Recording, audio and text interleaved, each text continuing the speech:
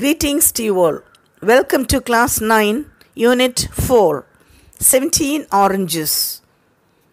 Written by Bill Norton, prose.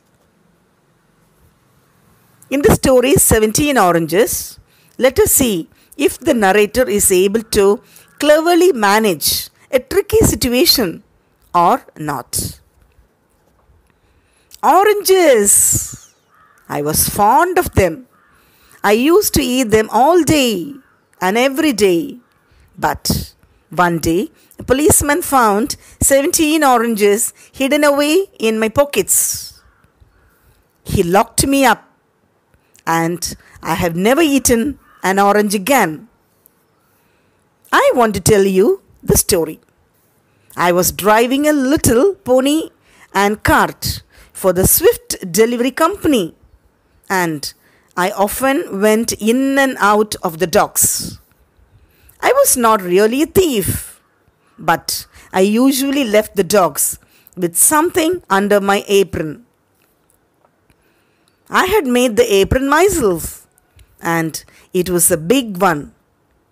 When there was a banana boat in the docks, I drove my little cart beside it. Sometimes bunches of bananas fell to the ground. Often my friends kicked a bunch to me from the boat.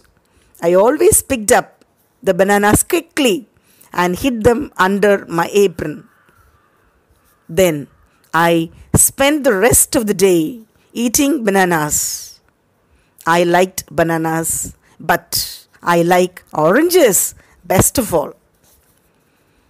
I only took things when I found them, but some people planned theft very carefully. Clem Jones was a careful planner. Let me tell you about Clem. One day, Clem was coming out of the docks. He was carrying a box. "What have you got in here?" asked Pongo, the policeman. "A cat," replied Clem. "Please don't make me open the box. The cat will run away." "A cat?" Pongo said. "I don't believe you. Open the box." "But the cat will run away," Clem said again. "There isn't a cat in the box," replied Pongo. "Open it up." Clem got very angry, but finally opened his box.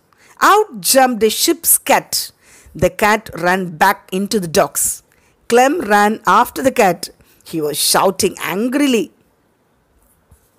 2 minutes later, Clem came back with the same box. He was holding the lid down tightly. Pongo laughed at him, and Clem looked at him furiously. Clem looked angry all the way home.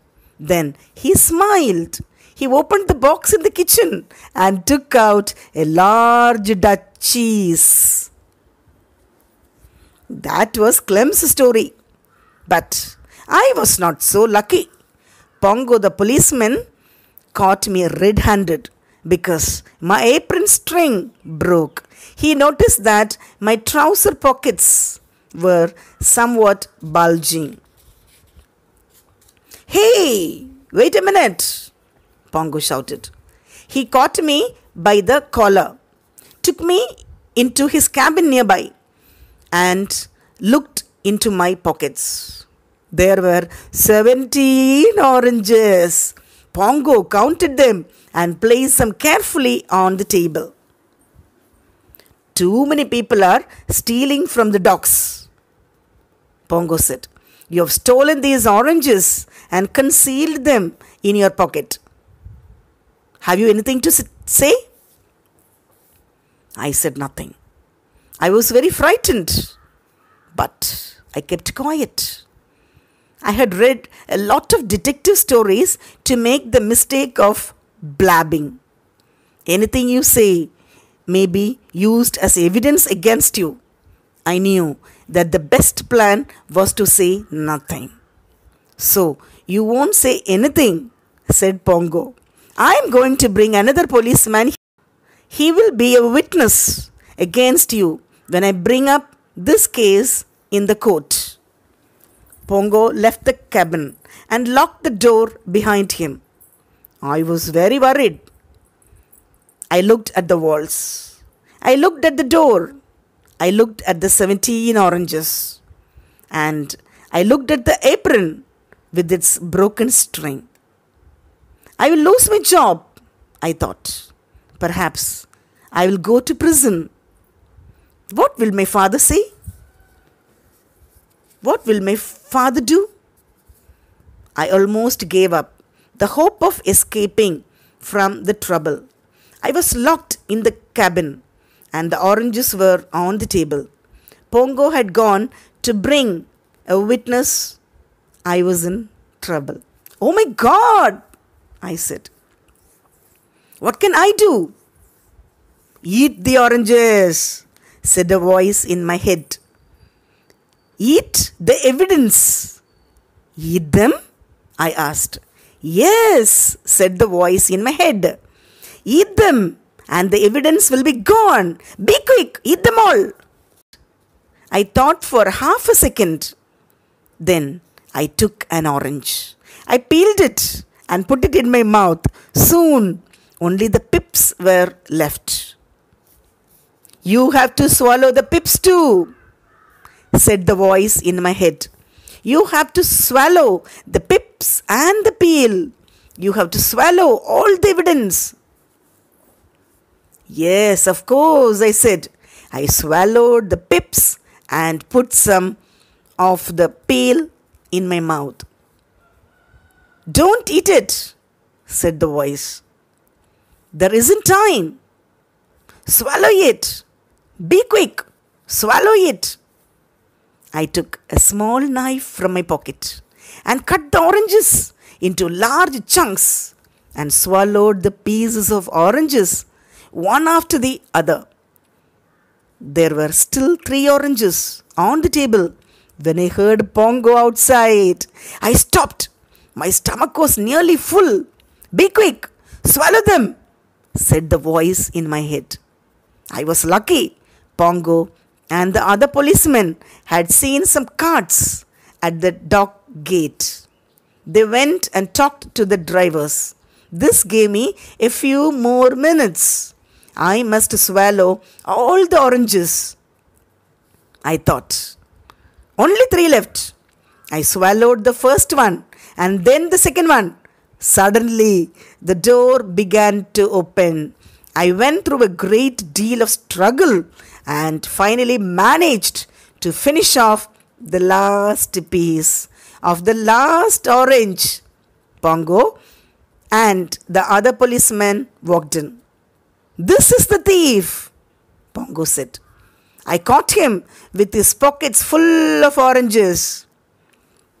Then Pongo looked at the table and at first he could not figure out what had happened. Where are the oranges? I can smell them, said the other policeman. I said nothing. Pongo looked everywhere for the oranges. He looked in my pockets. He looked in my apron, but he didn't find any orange. Finally, Pongo understood what had happened, but it was very difficult to believe. 17 oranges, he said. 17 big oranges. How did you eat them all? I said nothing. Pongo was not able to send me to prison. There was no evidence. Pongo became angry and shouted at me, but I didn't say a word. In the end, he had to let me go. I told Clem Jones about the 17 oranges. Pongo locked you in that cabin for half an hour, said Clem. He had no right to do that. Perhaps Clem was right. I don't know. I didn't have time to think about it. I had eaten 17 large oranges, peels, pips and all. I felt very sick for a week and those oranges kept working away in my stomach. Now, did you know? 1 orange contains our daily requirement of vitamin C. Oranges were first grown in India and then they spread to other parts of the world. Next, do you know? Giving oranges during their New Year season is a festive ritual of the Chinese. They are usually given in pairs as a symbol of friendship. Do you know? A ship's cat is a cat that rides along on trading, exploration, and naval ships to catch mice and rats, which can cause damage to ropes, electrical wirings, crew's food, grains in the cargo, and wooden parts of the ship. Now, a few words about the author. William John Francis Norton, known as Bill Norton, 1910 to 1992, was an Irish-born British playwright and author. He worked as a weaver, coal bagger, and lorry driver. Before he started writing, his preferred environment was working class society, which is reflected in much of his work. He wrote many novels, short stories, plays, and children's books. He is best known for the play Alfie. His 1977 children's novel My Paul Spadger is an account of his childhood in 1920s Bolton. Thank you. Hearty thanks to all the subscribers and viewers. I owe a lot to you.